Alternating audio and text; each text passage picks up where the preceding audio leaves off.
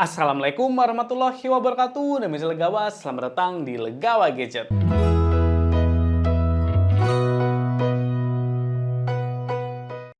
Sebelumnya jangan lupa untuk klik tombol subscribe untuk support channel Legawa Gadget. Terima kasih. Pada video kali ini saya mau review sebuah smartphone terbaru dari Samsung yang sepertinya lumayan terdengar kata overpriced di smartphone ini. Oke, langsung aja ini dia, perkenalkan Samsung Galaxy A25 5G. Dan harga mulai dari 4 juta rupiah, saya temukan beberapa netizen yang cukup kecewa soalnya kok Galaxy A20 series udah masuk di kepala 4. Kira-kira apakah worth it Samsung Galaxy A25 5G untuk dimiliki? Buat tahu jawabannya, langsung aja kita mulai di Gadget Review. Salah satu penyebab harga Galaxy A25 5G sudah tembus di 4 juta rupiah karena memang chipsetnya yang sekarang sudah naik level. Samsung Galaxy A25 5G ditenagai chipset powerful yaitu Exynos 1280 dengan RAM sebesar 8GB dan internal mulai dari 128GB. Jangan underestimate dulu sama Exynos, soalnya menurut saya pribadi chipset Exynos ini sekarang sudah lebih mumpuni dan optimal sejak Samsung menggunakan One UI versi 6 dengan Android 14. Bisa dilihat saya tes Antutu Benchmark versi 10 bisa dapat skor di 480 ribuan poin. Kemudian saya lanjut tes CPU throttling selama 30 menit 2 kali nonstop. Bisa dilihat untuk performanya bisa stabil dan dapat rata-rata di 85%. Kemudian lanjut tes 3D Mark Wildlife dapat skor di 2329 poin. Dan stress test dapat stability di 99,2%.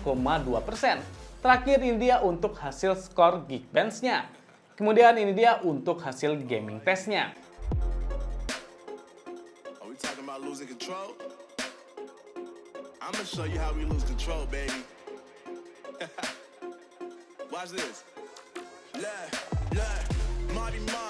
Watch the way I start up. I've been going hard, but I can go way harder. Every beat I'm on, yeah, you know that I slaughter. And I'm always looking gorgeous, chilling with somebody's daughter. Yeah, she loving me. Say she love the way my chain sit and contemplate. And of course it says my name if you wanna wait.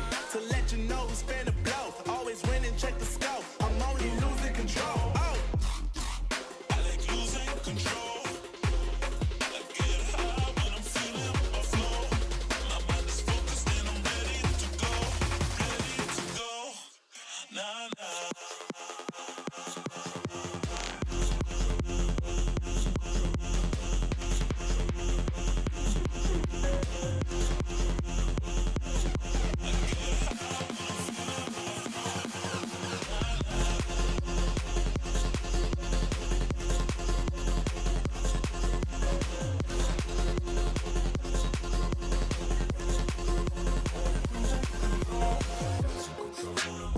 Ya, ternyata untuk performa smartphone ini beneran powerful. Cuma yang bisa jadi perhatian saya adalah suhu smartphone-nya yang lumayan panas. Tapi setidaknya untuk performanya tetap bisa stabil. Kemudian yang kedua, untuk sektor kamera, Samsung Galaxy A25 5G juga bisa diandalkan.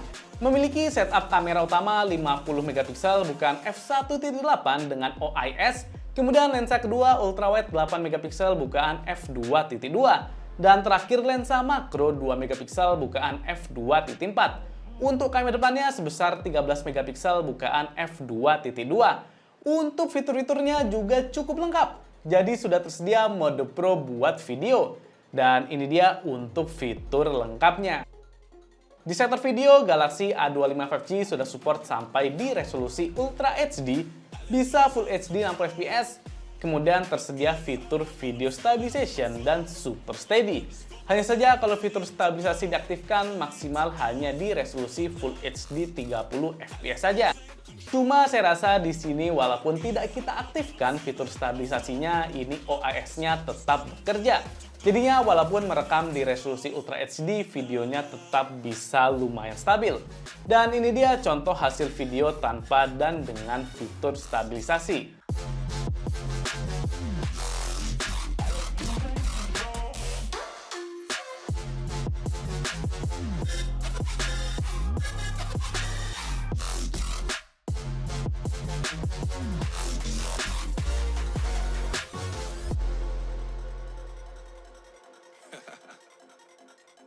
Selain itu, kita juga bisa merekam menggunakan lensa ultrawide-nya dan bisa pindah kamera langsung saat kondisi merekam.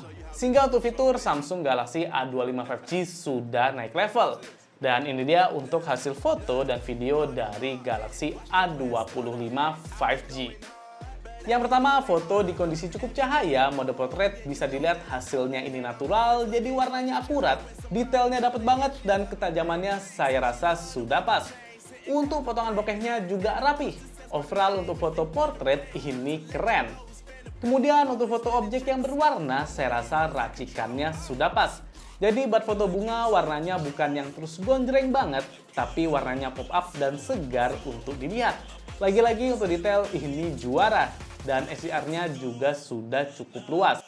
Selanjutnya untuk lensa ultrawide ini hasilnya cukup jomplang ya sama kamera utamanya. Jadi hasil fotonya untuk SDR masih kurang luas, kemudian di sektor detail saya rasa tidak ada yang spesial. Cuma untuk warna kalau pencahayaannya pas ini masih oke.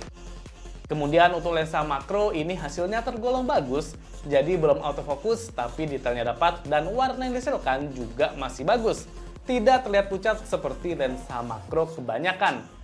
Untuk kamera depan ini hasilnya juara, jadi fotonya jernih, detailnya keren, SDR-nya luas, dan warnanya juga akurat.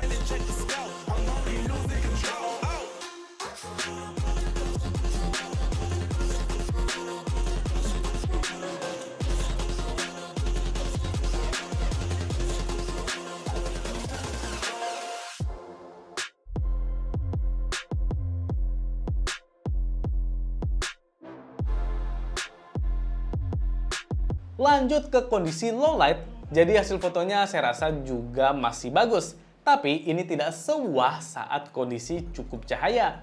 Foto menggunakan mode malam hasilnya sudah terang, warnanya dapat, tapi untuk detailnya saya rasa ya masih sedikit kurang. Walaupun memang saat memfoto ini sudah terbantu sama hadirnya OIS. Cuma kalau foto objek bangunan atau lampu-lampu ini hasilnya mantap dan fokusnya dapat. Bahkan juga tersedia mode malam untuk lensa ultrawide-nya. Terakhir untuk kamera depan dengan mode malam hasilnya bagus, fotonya cukup jernih, warnanya dapat dan detailnya juga oke.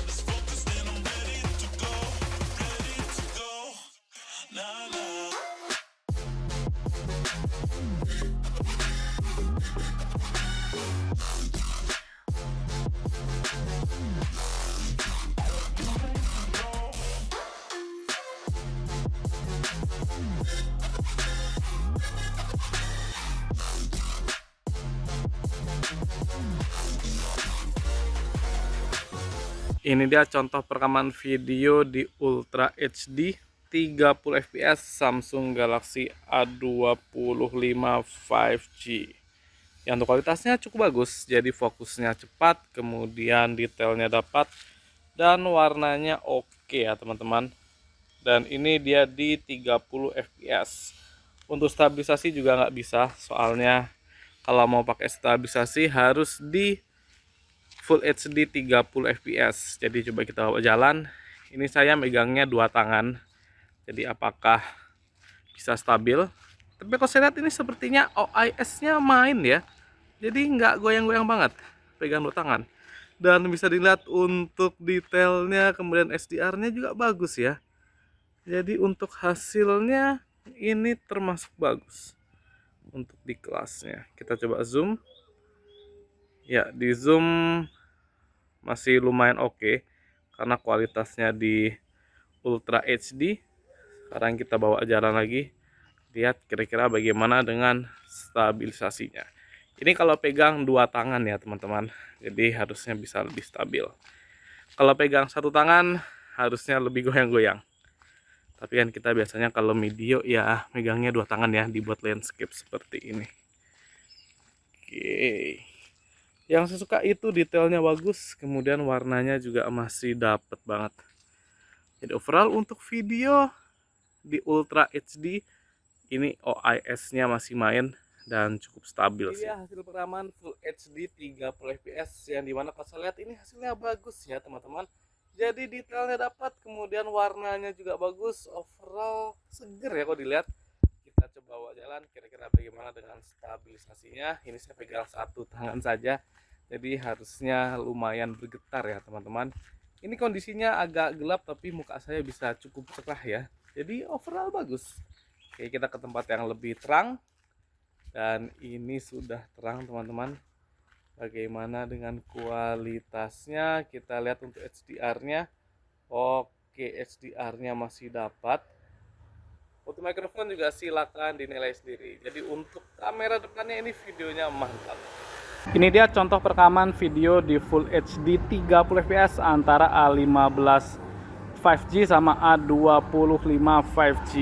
Ya, untuk hasilnya di A25 lebih bagus ya. Jadi lebih dapat fokusnya dan cahayanya juga lebih oke. Kalau saya lihat di sini, coba kita jalan kira-kira antara EAS dan OIS mana yang lebih stabil. Untuk yang A15 5G lumayan kerasa untuk ininya, noise-nya, sedangkan A25 masih bagus. Ya, jadi di sini saya set di 30 fps Full HD semua supaya bisa aktifkan untuk stabilisasinya. Ini dia, kita lagi ada di Jogja City Mall teman-teman. Untuk masalah stabilannya kayaknya di A25 masih lebih stabil ya, karena wajar dia sudah menggunakan OIS. Kita bawa jalan lagi teman-teman. Kira-kira apakah benar berbeda atau mungkin sekilas pandang aja.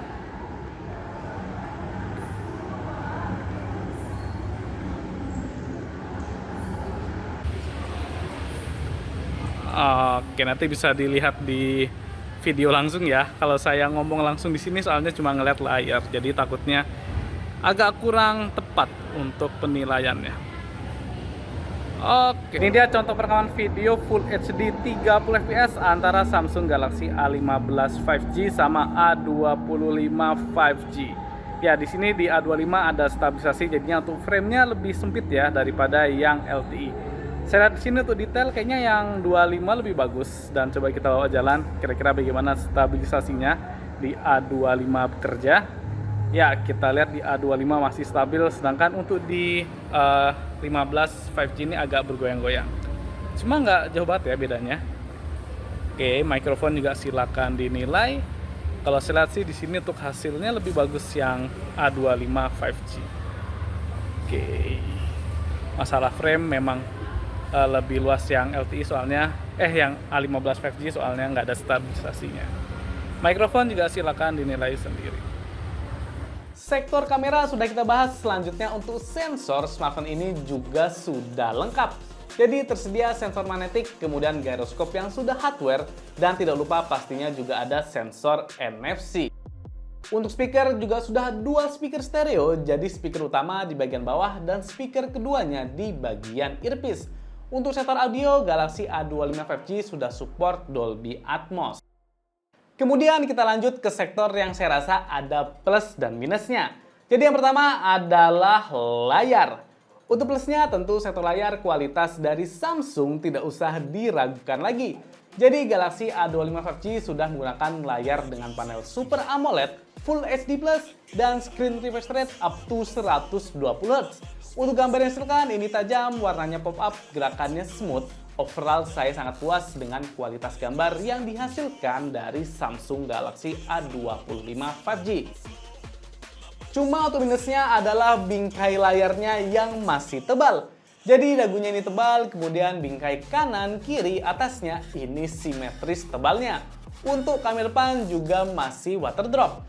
Jadi untuk feel di sektor layar masih kurang premium, murni karena bingkainya. Cuma sebenarnya setelah saya pakai beberapa hari, ini bingkai layarnya nggak begitu mengganggu. Soalnya kualitas layar plus One UI versi 6 yang tampilannya memanjakan mata.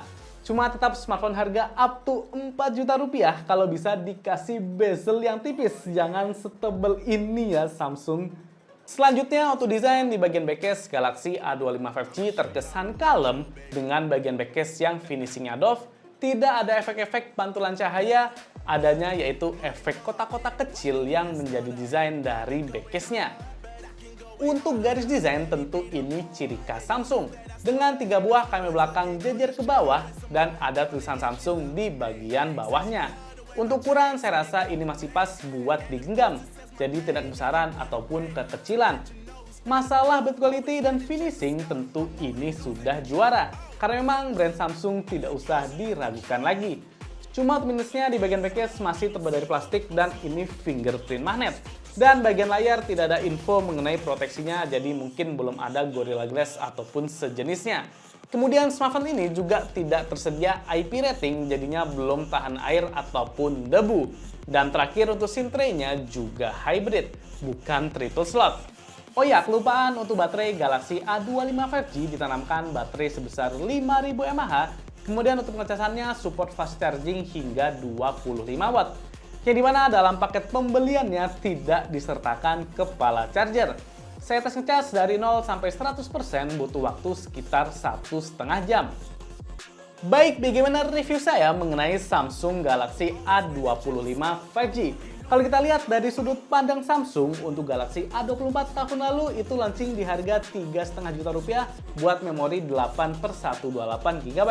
Sedangkan Galaxy A25 5G launching dengan harga mulai dari 4 juta rupiah. Jadi beda sekitar 500.000 rupiah antara Galaxy A24 sama Galaxy A25 dengan memori yang sama. Yang dimana kalau menurut saya berarti Galaxy A25 5G tidak tergolong overpriced. Mengingat harganya yang tidak begitu beda jauh sama A24 saat launching dulu. Bahkan dengan nambah 500.000 saja, Galaxy A25 5G jelas menang telak dari sektor performa. Karena chipset yang digunakan sekarang sudah naik kelas. Kemudian untuk kamera juga saya rasa di A25 5G lebih bagus daripada A24 4G.